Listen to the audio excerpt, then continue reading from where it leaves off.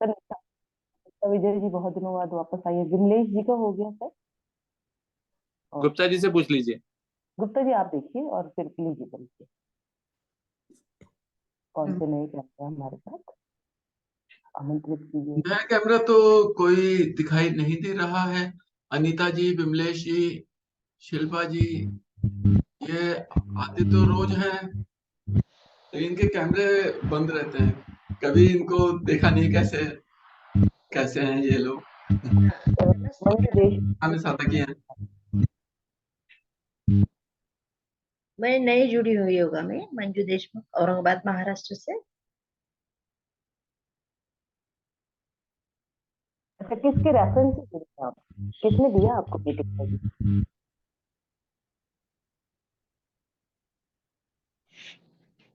मंजू जी हाँ हाँ मैडम, नमस्ते। मैं मंजू देशमुख, औरंगाबाद महाराष्ट्र से।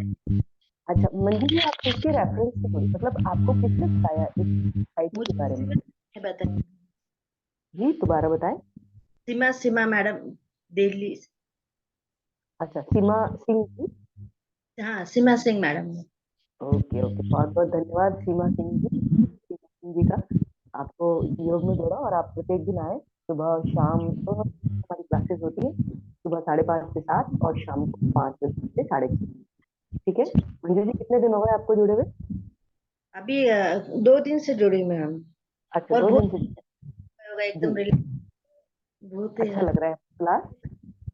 जी जी जी मंजू जी रोज जुड़े आप और अपना नंबर ऐड कराना चाहे तो चैट में गुप्ता जी ऐड कर देंगे आपको। ठीक है हरिओम सर।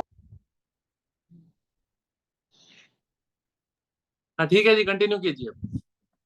जी सर तो चलिए प्राणायाम की ओर चलते हैं। हर्ष जी सोनिया जी दोनों के इतने सुंदर प्रयास के बाद थायराइड ग्रंथि के बारे में आप सब कुछ जान ही गए। तो पद्मासन सुखासन या फिर वज्रासन जो भी आसन आप लगाना चाहें लगाएं और दोनों हाथों को ज्ञान मुद्रा की जगह अंजलि मुद्रा में रखें। अंजलि मुद्रा में आप इस प्रकार रख सकते हैं दाएं के ऊपर बाया और अपने फिंगर्स को इंटरलॉक भी कर सकते हैं।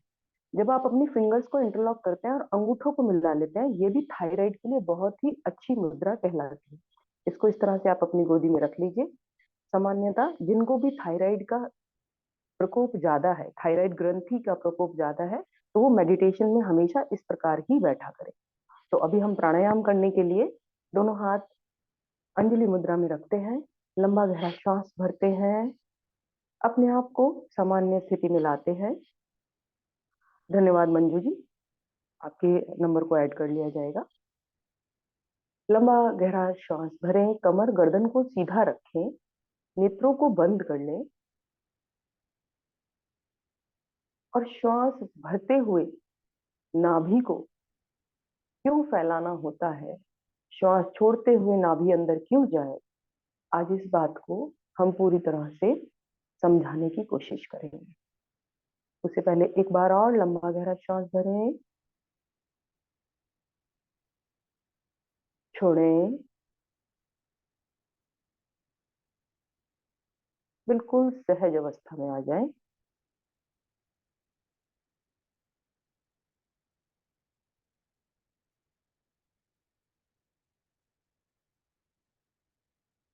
अब हम लेंगे अग्निसार प्राणायाम का अभ्यास। अग्निसार प्राणायाम के लिए दोनों हाथों को पलटकर घुटनों पर रख लें। पांचों उंगलियों को अवश्य मिलाकर रखें। योग में जब भी आप अपनी उंगलियों को मिलाकर रखते हैं तो आपका लाभ ज्यादा हो जाता है। अब आपको अग्निसार प्राणायाम के लिए क्या करना है, पहले अधिकतम श्वास को भरें। श्वास को बाहर करें। अब गर्दन को हल्का सा झुका ले जिससे आपका जलंधर बंद लग जाए और नाभि को बार बार अंदर की तरफ खींचे। मूल बंद भी लगा ले, जलंधर बंद भी लगा ले और अपनी नाभि को बार बार अंदर की तरफ खींचे। बार आती है बार बार खींचे। खाली श्वास में आप जितनी बार इस क्रिया को कर सकते हैं उतनी बार दोहराएं। जब आपको लगे श्वास भरने की आवश्यकता है तो गर्दन को सीधा करें। श्वास भरें, श्वास को बाहर करें और फिर से प्रारंभ करें।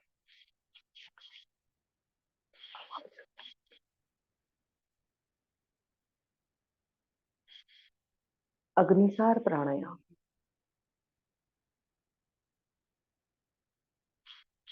प्रत्येक दिन एक प्राणायाम जिसमें आपकी नाभि प्रभावित हो, आपका पेट प्रभावित हो, अवश्य करें, जिससे आपका गट क्लीन हो जाए। सारी समस्याएं हमारे पेट से, अधिकतर समस्याएं हमारे पेट से उत्पन्न होती हैं। तो जब आप प्रत्येक दिन अपनी नाभि को अंदर बाहर करेंगे या कपालभाति में आप केवल अंदर की ओर करते हैं, तब आपका गट क्लीन होता है।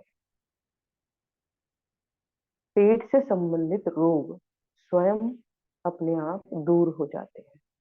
तो पूरी श्रद्धा के साथ कीजिए अग्निसार प्राणायाम। मूल बंद लगाना है, श्वास को अधिकतम बाहर करना है, गर्दन को झुकाना है, नाभि को बार बार अंदर की तरफ खींचना है।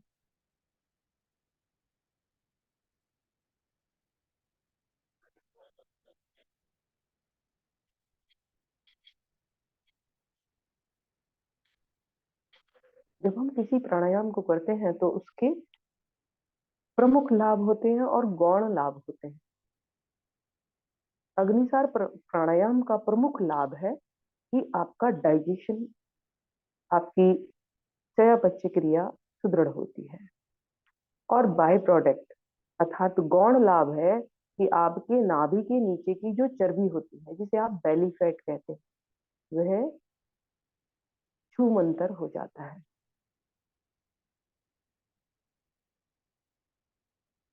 तो पूरे विश्वास, श्रद्धा और प्रेम के साथ आप इस प्राणायाम को कीजिए।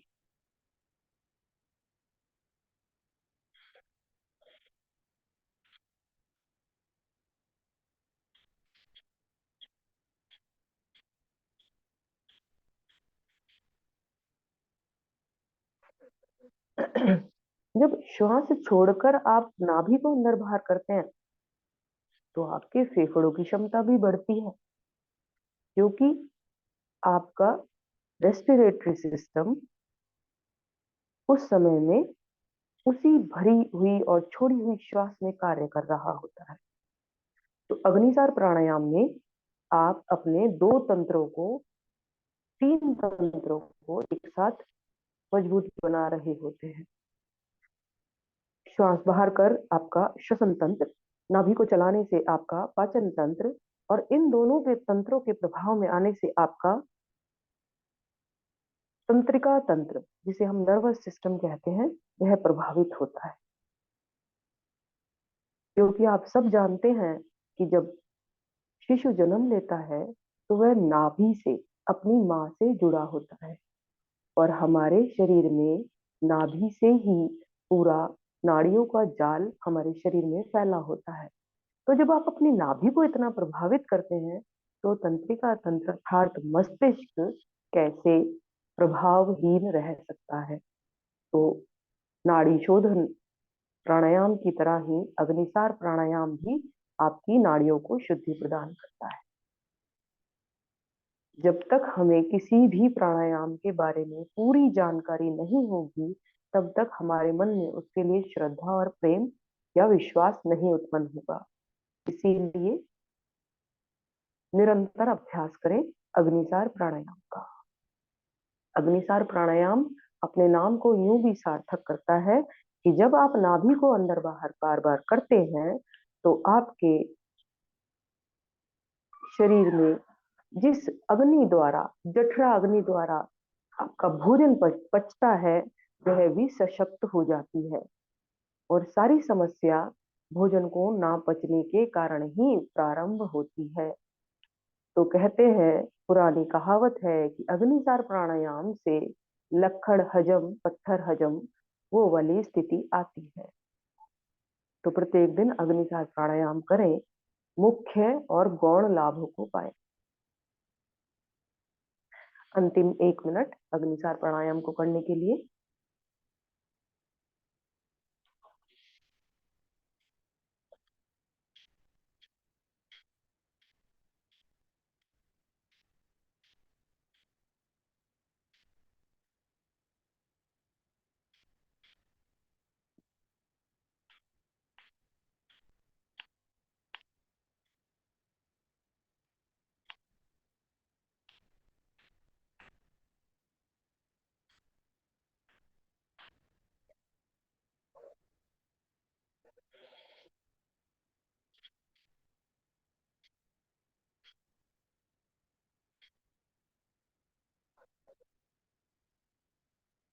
धीरे धीरे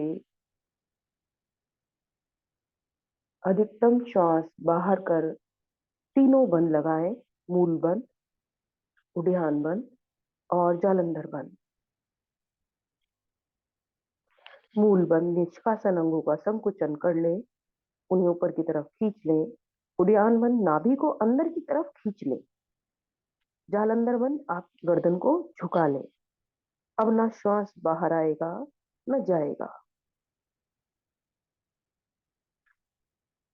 अब जितनी देर तक आप अपने सामर्थ्य अनुसार रुक सकते हैं रुके, अन्यथा ऊपर से नीचे की ओर पहले जालंधर बंद, फिर उद्यान बंद और फिर मूल बंद को खोले। अधिकतम श्वास भरे और फिर से तीनों बंद लगाएं।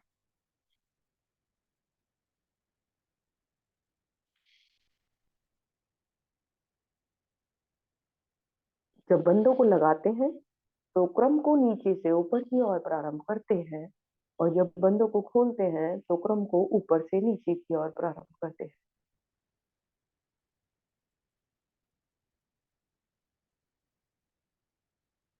अपनी अपनी क्रिया को पूरा कर शांत अवस्था में बैठे। अग्निसात प्राणायाम के प्रभाव को महसूस करें। जो साधक साधिकाएं अभ्यस्त हो गए हैं उनको किसी भी प्रकार का कोई कष्ट नहीं होता अग्निसार प्राणायाम में। और जो साधक साधिकाएं अभी प्रारंभिक साधना की अवस्था में हैं, उन्हें हल्का हल्का मीठा मीठा दर्द नाभि के नीचे हो सकता है, जो कि स्वतः ही समाप्त हो जाता है। दूसरा प्राणायाम जो कि थायराइड ग्रंथि के लिए मुख्य प्राणायाम है, उज्जाई प्राणायाम। उज्जाई प्राणायाम आपको कंठ के सभी रोगों से मुक्त करता है। उज्जाई प्राणायाम के लिए आपको अपनी जिह्वा को तालू से लगाना है। तालू जो ऊपर हमारे मुंह में डिजाइनदार पार्ट होता है ऊपर की तरफ, उसको बोलते हैं।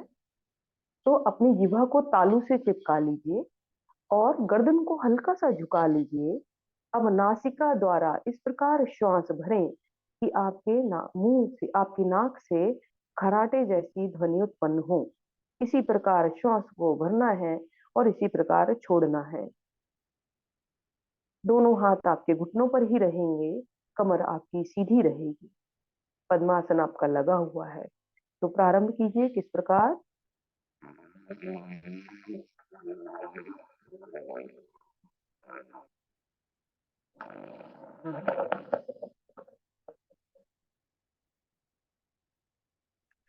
प्रारंभ में उज्जाई प्राणायाम करने से किसी प्रकार की भी आवाज नहीं आती, लेकिन धीरे धीरे अभ्यस्त होने से, निरंतर प्रयास से आपको इस तरह की ध्वनि उत्पन्न होती हुई मिलेगी। जब आप नासिका द्वार से श्वास भरते हैं तो सीधा आपके गले के अंदर जो छोटी घंटी होती है वहां पर ध्वनि का प्रहार प्रारंभ हो जाता है। एक बार करके देखिए, और यदि ना समझ आए तो कृपया अपना माइक अनम्यूट कीजिए और पूछ लीजिए।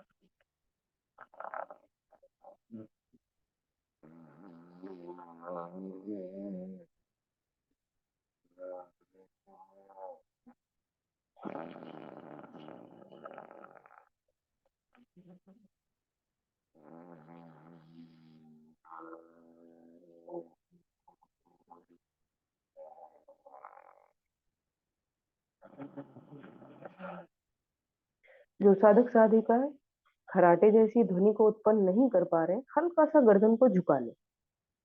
हल्का सा गर्दन को झुकाएं, पूरा नहीं झुकाएं। श्वास आना चाहिए और फिर प्रयास करके देखें।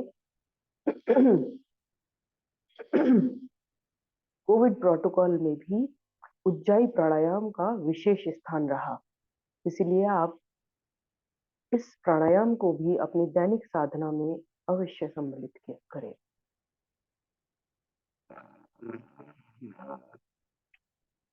इस प्राणायाम के करने से प्रारंभ में आपको गले में खुजली जैसा भी महसूस होता है, लेकिन घबराए ना, स्वयं वह खुजली मिट जाती है। जिनको खांसी आ रही है या किसी प्रकार का कफ गले में आ रहा है, वो प्रारंभिक अवस्था में आता है, बाद में नहीं आता है।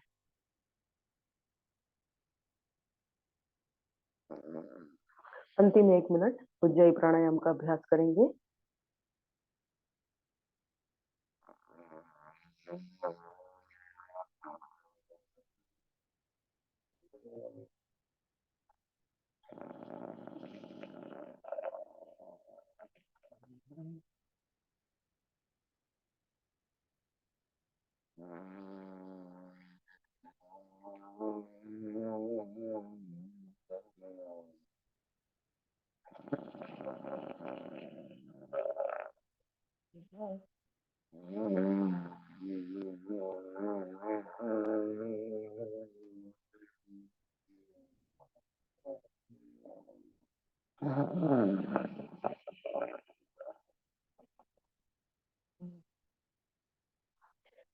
धीरे धीरे अपनी क्रिया को पूर्ण कर शांत बैठें।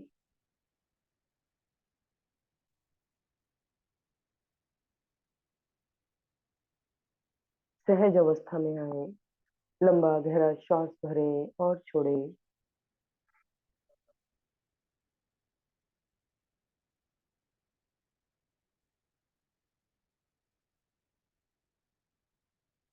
पद्मासन आपका लगा हुआ है। यदि सुख आसन में आना चाहें या अपने आसन को बदलना चाहें तो आप बदल सकते हैं। ध्यान की ओर चलते हैं। दोनों हाथों को इस प्रकार की मुद्रा में रखें। दोनों उंगलियों को आपस में फंसाएं और अंगूठों को मिलाएं और अपनी गोद में रखें। थायराइड रोग को समाप्त करने के लिए जब भी आप मेडिटेशन में बैठें, इस प्रकार की मुद्रा बना लें, जिसमें ज्यादा प्रयास की आवश्यकता नहीं होती। चलते हैं मेडिटेशन की ओर। लंबा गहरा श्वास भरें। आपको बहुत सारी महत्वपूर्ण जानकारियां पहले के 2 सत्रों में मिल चुकी हैं। अब मेडिटेशन द्वारा इस रोग को किस प्रकार भगाया जा सकता है, इस विषय पर ध्यान देंगे। तो लंबा गहरा श्वास भरें और छोड़ें।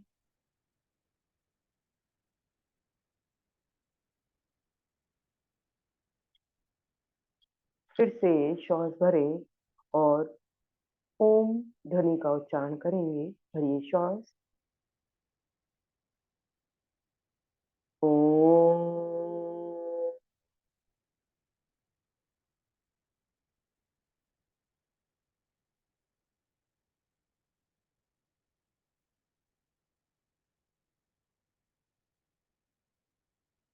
फिर से श्वास भरें ओम उच्चारण के लिए। ओम।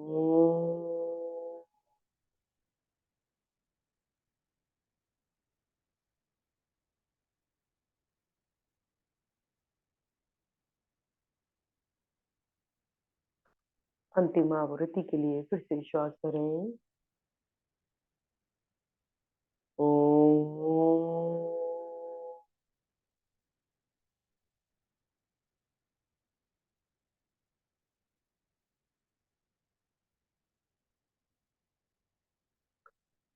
अब जब आप श्वास भरें, इस प्रकार भरे कि आपको महसूस हो कि नाभि के नीचे 2 इंच नीचे केंद्र बिंदु है।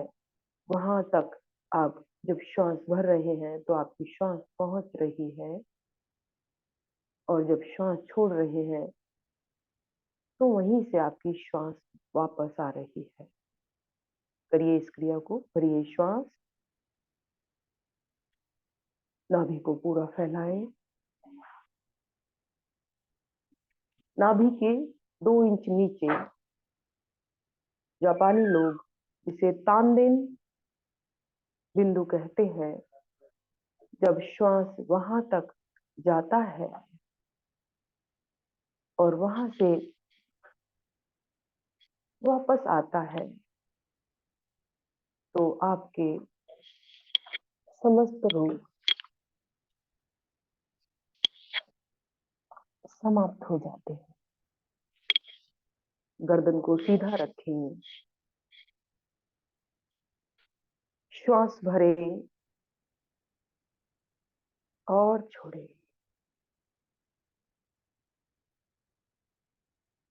गर्दन सीधी कीजिए। कुछ साधक साधिकाओं की गर्दन मुझे झुकी हुई महसूस हो रही है।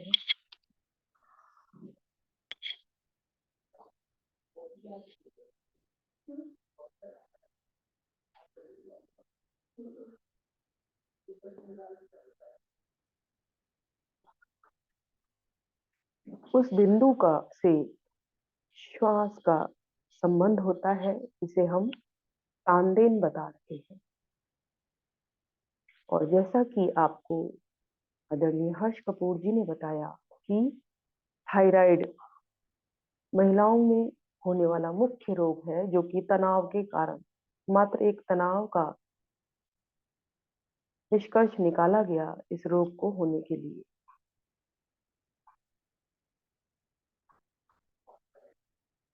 तो जो व्यक्ति जितना तनावग्रस्त होता है उतना ही उसका श्वास छोटा होता है। आप सभी अपनी श्वास की क्रिया को इस प्रकार करते रहे कि आप जब श्वास भर रहे हैं तो नाभि के 2 इंच नीचे का केंद्र बिंदु प्रभावित हो रहा है, और जब आप श्वास छोड़ रहे हैं तो नाभि पूरी अंदर की ओर जा रही है। आपको गहरा किंतु धीरे श्वास भरना है। धीरे धीरे भरे, गहरा भरे, धीरे धीरे छोड़े, और जितना भरा है उतना तो छोड़े ही।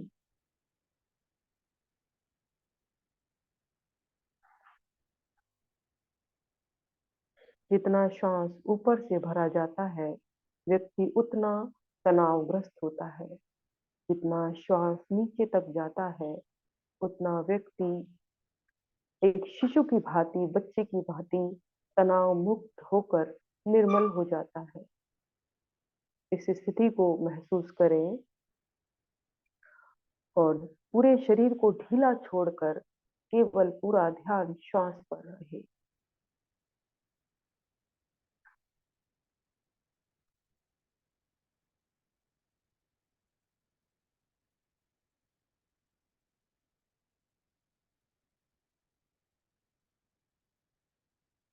गर्दन को सीधा रखें। आपका श्वास नाभि से चले और बाहर निकले, पूरा बाहर निकले। अधिकतम आप श्वास को बाहर छोड़ें। यदि इस प्रयोग को आप 15 मिनट बैठकर 3 सप्ताह करते हैं तो मात्र थायराइड नहीं, आप अनेकों अनेक रोगों से मुक्त हो सकते हैं। लेकिन शर्त है कि आप पूरा ध्यान केवल और केवल अपनी श्वास पर रखें।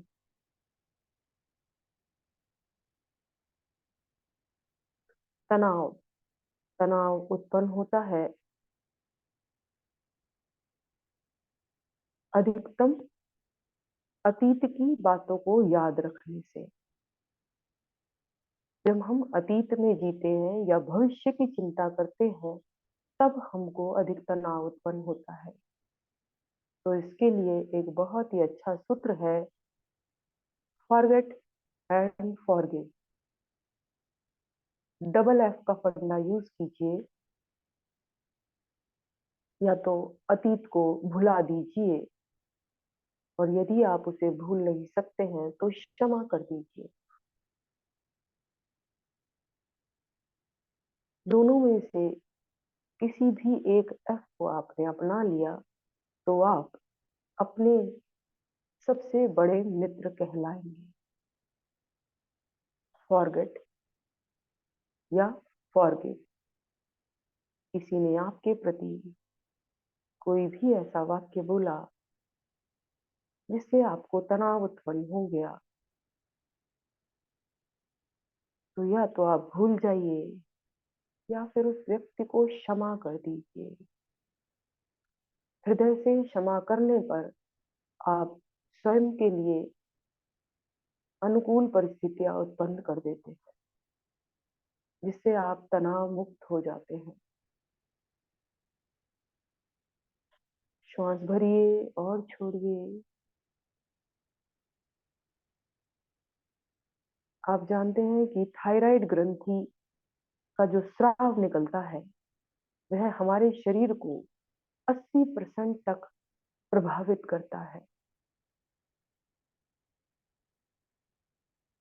और ग्रंथियां हमारे भावों से प्रभावित होती है। मुख्य ग्रंथि थायराइड ग्रंथि।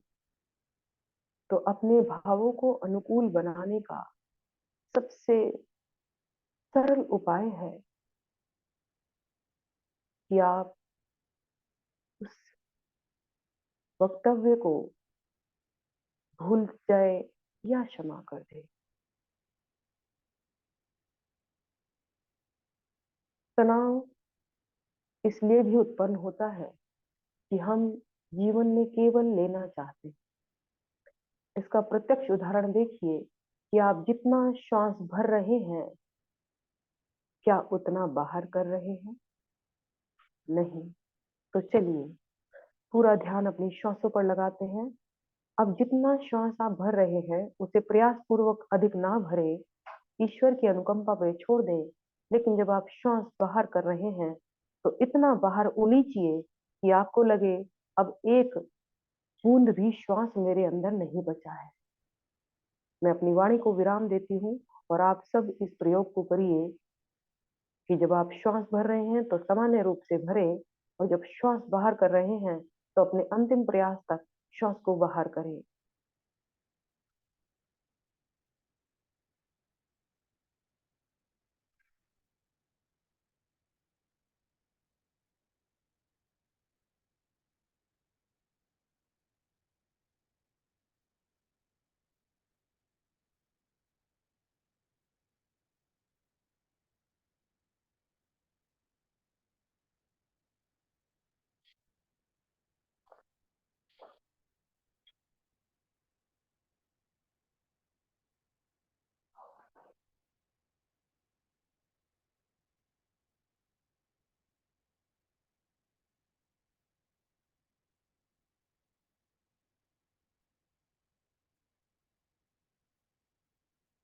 भीतर श्वास लेने पर अधिक जाने ना देना, वो परमात्मा पर छोड़ देना, इसके अद्भुत परिणाम होते हैं। हम सभी श्वास लेने में तो उत्सुकता दिखाते हैं किंतु छोड़ने में नहीं। यदि आप ध्यान करेंगे तो पाएंगे कि हमारी प्रवृत्ति सदा लेने की ही ज्यादा होती है, और हम अपने जीवन में भी यही करते हैं। तो जीवन में जब आपकी लेने की प्रवृत्ति अधिक नहीं होगी, छोड़ने की प्रवृत्ति अधिक होगी, तो भी आप तनाव मुक्त रह सकते हैं। थायराइड ग्रंथि के लिए एक मंत्र का उच्चारण कर भी आप ध्यान की अवस्था में आ सकते हैं। इस मंत्र को मैं 5 बार उच्चारण करूंगी। ओम विशुद्धि चक्र निलयाय नमः। मन ही मन में उच्चारण करें। ओम विशुद्धि चक्र निलयाय नमः। यदि आपके समक्ष कोई बाधा नहीं है तो बोलकर भी उच्चारण करें, क्योंकि सीधा कंठ से आवाज आने पर आपकी थायराइड ग्रंथि ही सबसे अधिक प्रभाव में आती है। ओम विशुद्धि चक्र निलयाय नमः। ओम विशुद्धि चक्र निलयाय नमः। ओम विशुद्धि चक्र निलयाय नमः। शांत। इस मंत्र का उच्चारण आप 5, 7, 9, 11, 21, 51 इतनी बार कर धीरे धीरे अभ्यास बढ़ाकर अपने विशुद्धि चक्र पर ध्यान लगाकर कंठ के मध्य में अपने थायराइड रोग को ठीक कर सकते हैं। ध्यान से बाहर आने के लिए एक लंबा गहरा श्वास भरेंगे। ओम ध्वनि के साथ भरिए श्वास। ओम।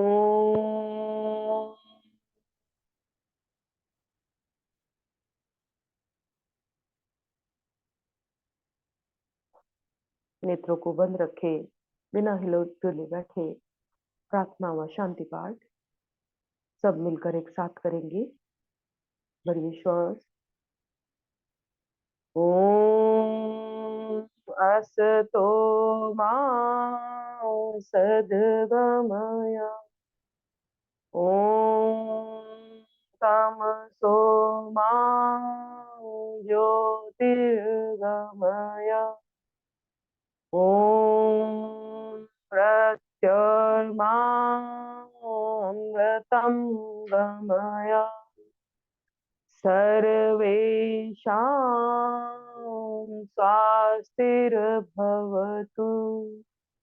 सर्वेषां शान्तिर्भवतु।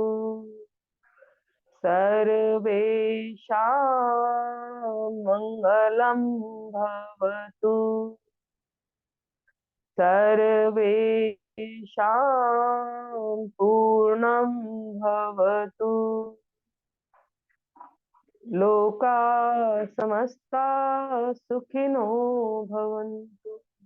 सर्वे भवन्तु सुखिनः। सर्वे सन्तु निरामया। सर्वे भद्राणि पश्यन्तु। मा कस्यचित् दुःखभाग् भवेत्। ॐ त्र्यम्बकं यजामहे सुगन्धिं पुष्टिवर्धनम् उर्वारुकमिव बन्धनात् मृत्युर्मुक्षीयमामृतात्। ॐ द्यौः शान्ति अन्तरिक्षं शान्ति पृथ्वी शान्तिरापा शान्तिरौषधयः शान्ति वनस्पतयः शान्ति विश्वे देवा शान्ति ब्रह्म शान्ति सर्वगं शान्ति शान्तिरेव शान्ति सामा शान्तिरेधि। ॐ शान्ति शान्ति शान्ति। शांत रहें और शांति को सम्मानित होने दें अपने मन मस्तिष्क में, अपने शरीर में और अपने आसपास के वातावरण।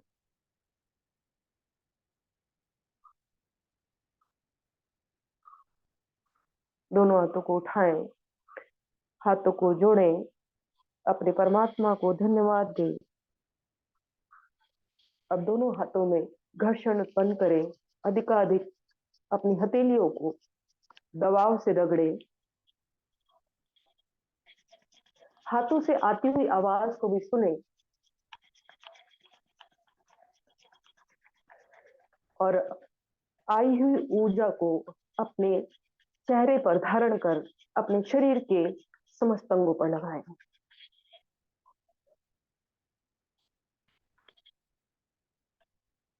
जिनको थायराइड की समस्या है अपने कंठ पर अवश्य लगाएं।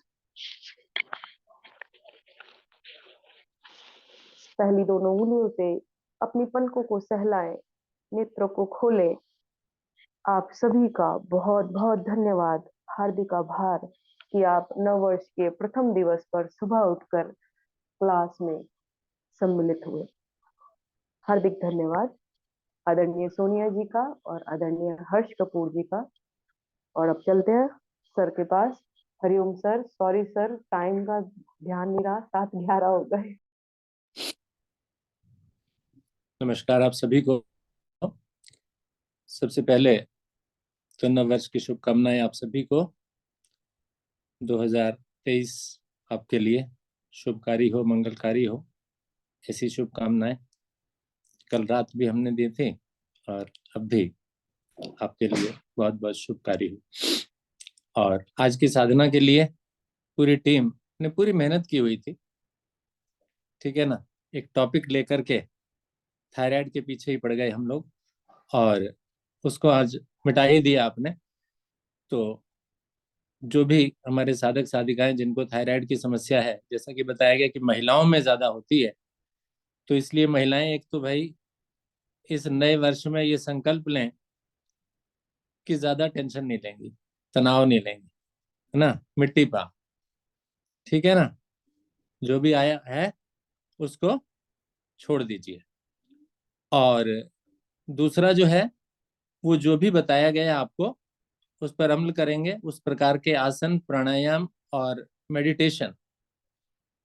क्योंकि बताया ये गया कि टेंशन, तनाव के कारण, तो मेडिटेशन जो है आपके तनाव को दूर करेगा। तो इसलिए कोशिश कीजिए कि आप मेडिटेशन करें। और जो भी आज आपको साधना बताई गई है, चाहे तो वो एक्यूप्रेशर पॉइंट्स बताए गए या आसन बताए गए, उनको थायराइड वाले तो विशेष रूप से करने का प्रयास करें। तो इन्हीं शब्दों के साथ नमस्कार, धन्यवाद आप सभी को। और एक बार फिर से नववर्ष की आपको बहुत बहुत शुभकामनाएं। धन्यवाद सर। नमस्कार। नमस्कार जी। एक पॉइंट हो रहा है कि सर लेडीजों में कहते हैं महिलाओं में क्या होता है, शायद ये भी एक रीजन है कि आम का चार ज्यादातर महिलाएं पसंद करती हैं। तो जिन्हें थायराइड की प्रॉब्लम है उन्हें आम का चार के बजाय आंवला या नींबू का ले सकते हैं, लेकिन आम का चार बहुत नुकसान करता है जी। तो ये भी पॉइंट था। तो बची हुई बातें भी सोनिया जी ने हम शेयर कर दी। बहुत बहुत धन्यवाद सोनिया जी। चलिए आदरणीय गुप्ता जी की ओर चलते हैं। गुप्ता जी आज की साधना को समापन की ओर ले चलिए। सर मंजू देशमुख कुछ कहना चाह रही है। हाँ जी, मंजू जी आप कुछ कहना चाह रही है। मैम मैं ये पूछ रही हूँ, कल मेडिटेशन बताया था कि आप करवाते हैं। Hello hello ma'am. हाँ जी हाँ जी, पूछे पूछे। तो कैसे आपकी ना आवाज सही नहीं आ रही है, आप सर को कॉल करके पूछ लीजिएगा, है ना।